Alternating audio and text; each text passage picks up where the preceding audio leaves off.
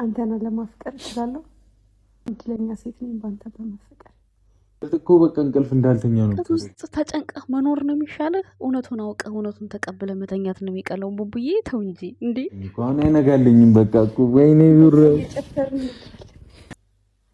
አሁን ታለክሽ። እኛ ፍቅር ግን በጣም በጣም እንደሚያስፈራ ከብሩክና ከሀይሚ ያየው እግዚአብሔርን እኔ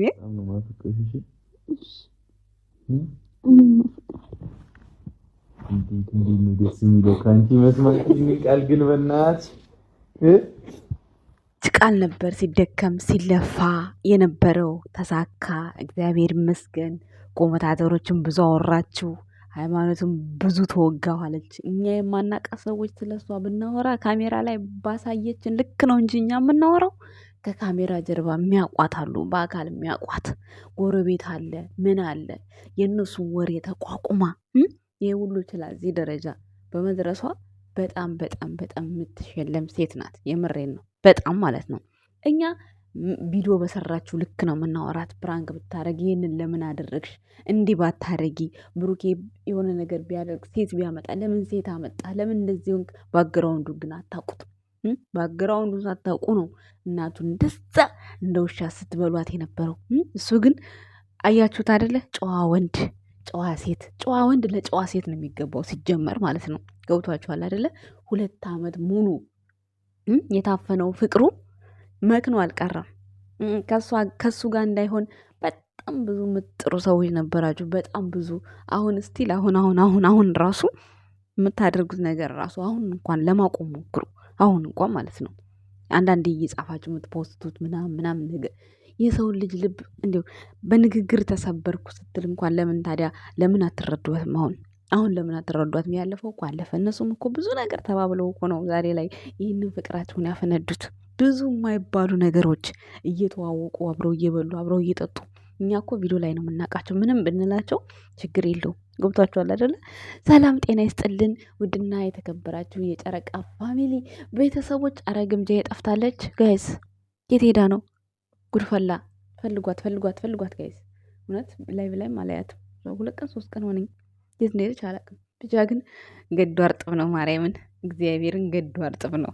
ሀይሚዬ ፍቅሩ ተገለጸላት። እንደዛ ከንፈሬስ እስከ ምልክቷ ትምጣ ስትላት እኔ እኮ አስነክቼው አላውቅም ያለች ስታሽኮረመማ ስታሳፍራት በኮንፊደንስ እንዳታወራ እንደዛ የተሳቀቀች ሴት ዛሬ ላይ ብሩክ ካሁን በኋላ ምንም እንኳን ብትል ሴት መታ ብትታገል ራሱ የሆነ በቃ የት ወጣ የት ገባ ብትል እንኳን ሀይሚ የሚያስኬዳት የሚያምርባት፣ ከዚህ በፊትም የሚያምርባታል እኮ ግን ሞር አሁን ላይ በቃ ማለት ስትናገሩ ሞራ ይኖራችኋል። ማለት የሆነ አሁን ትናንት ተናግረዋለች። የሆነ ነገር ሲፈጠር ለምን እንዲሆነ እንደዚህ ለምን ተፈጠረ ስባል ፍቅሩን አልገለጸልኝ ወይ ምን አደለሁ እያልኩ ይሄ ነገር ነው ያስለቀሰኝ። ይሄ ነገር እውነት እኔም አንዳንዴ ቪዲዮ ላይ ሳስበው ሴት መጥቶ እንደዛ ስትታገል ወይኔ ይሄኔ እኮ የኔ ፍቅር ቢላት ኖሮ ፍቅረኛዬ ነው ብላ መጋፈጥ ትችላለች። አሁን እኮ ግን ሴቶቹ ራሱ እውነት አላቸው። የሚመጡት ሴቶቹ ራሱ በቃ የሆነ ማለት ምን ሆነሽ አንቺ ሲሉ መልስ የለም።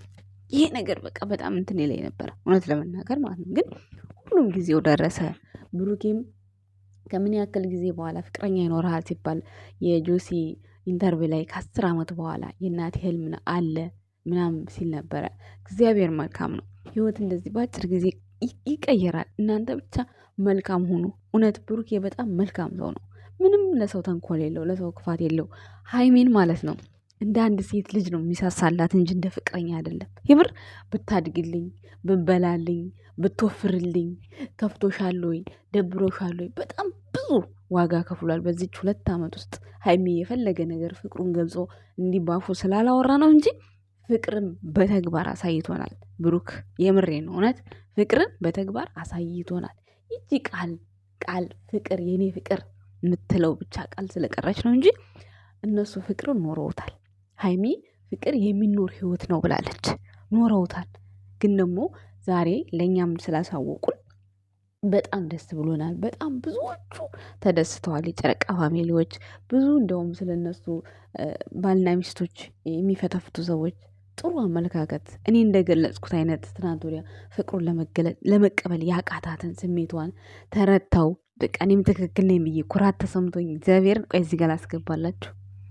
ግን እንዲህ ያስለቀሰኝ ይሄ ቀን እንደሚመጣ ተስፋ ባደርግም ግን እንዲህ በቀላል አይደለም መጣ። በብዙ ትዕግስት፣ በብዙ ፈተና፣ እጅግ በጣም በበዛ ጭንቀቶች ውስጥ ነበረ። እኔና ብሩኬን የሚያለያዩ በጣም ብዙ ነገሮች ተፈጥረው ነበረ። ሰዎች ይህን ነገር ፈጥረው ነበረ እና ኢቨን በጣም ካሳዘነኝ ነገር ሌላ ፍቅረኛ እንኳን መያዝ በማልችልበት ደረጃ የደረስኩበት ሁኔታ ነበር ብላለች። እሱም እንደዚሁ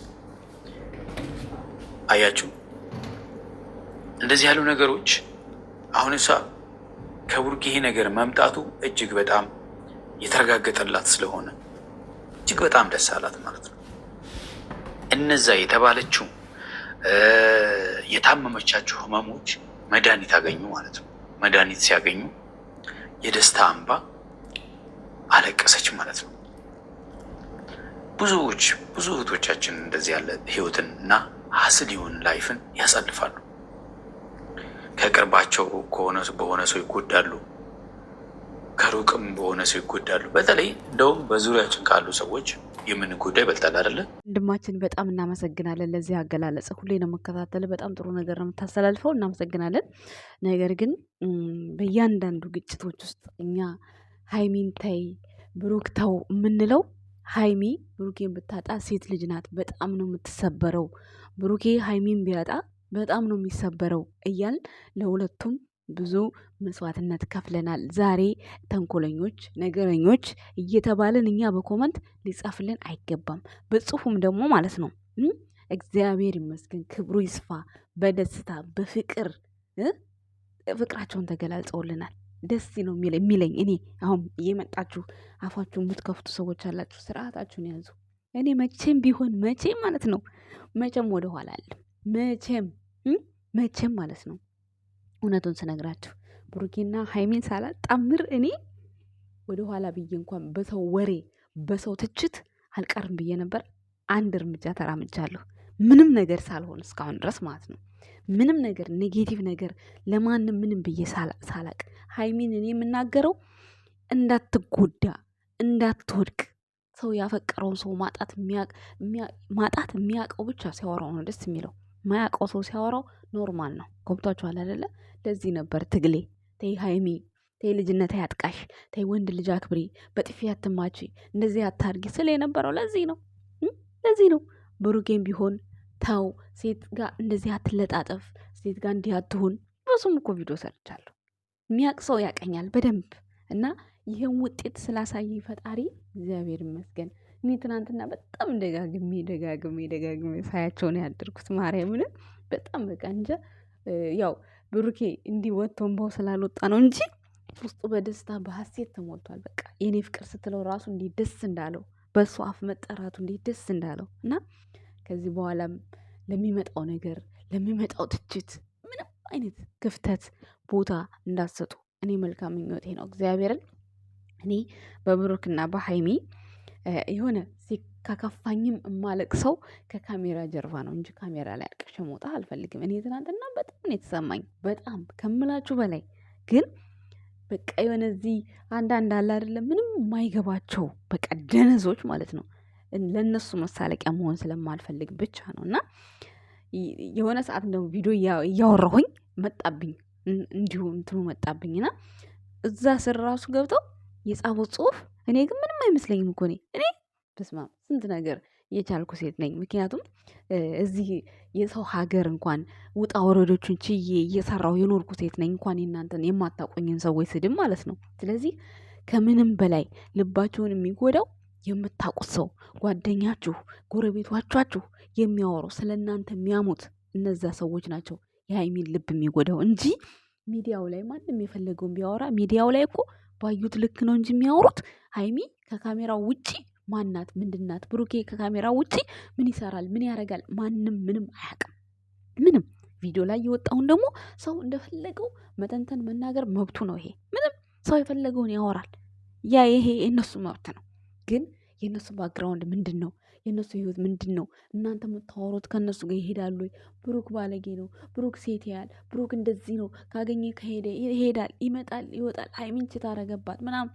ያ ሁሉ ግን ውሸት እግዚአብሔርን በቃ ሀይሚ አታፈቅረውም፣ ሀይሚ አትወደውም፣ ታስመስላለች።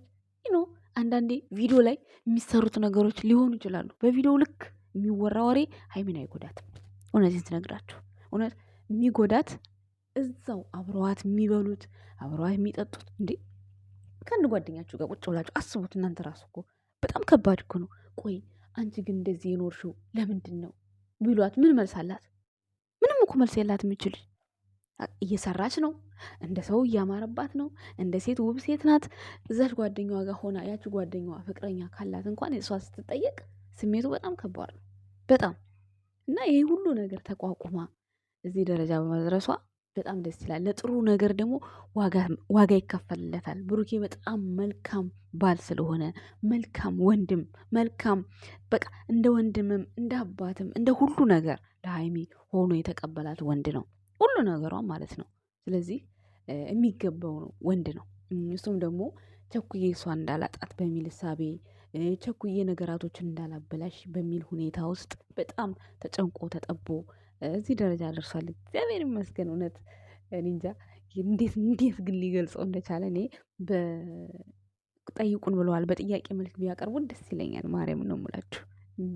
ቢህን ማለት ፍቅር እንዴት መጠየቅና አሁን እንዴት እንደፈለገ እንግዲህ ድንገት ነው የጠየቀው። እንደተናገሩት ከሆነ ድንገት ነው። በቃ አሰብኩበት ማታ ድንገት ነው ያለው። እንግዲህ አላቅም እና በጣም ደስ የሚል ዜና ነበር ትናንትና።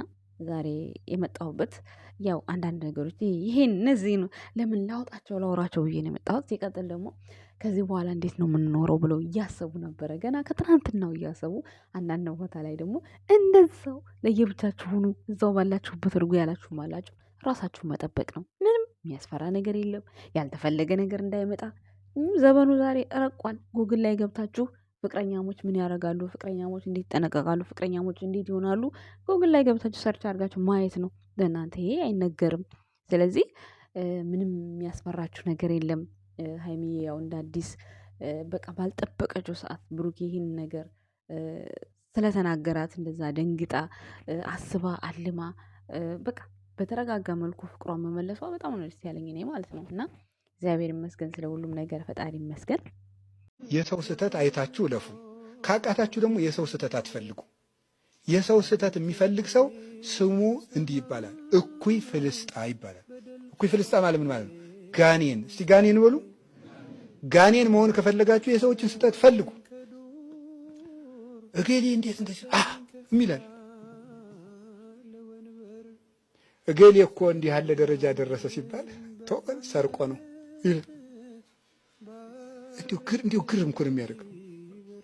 እገሌ እኮ እንደዚህ ያለ ሰርቆ ታቦሽጦ ነው ይላል። እገሌ ሊቆነ የዋጣት ነገርማ አለች።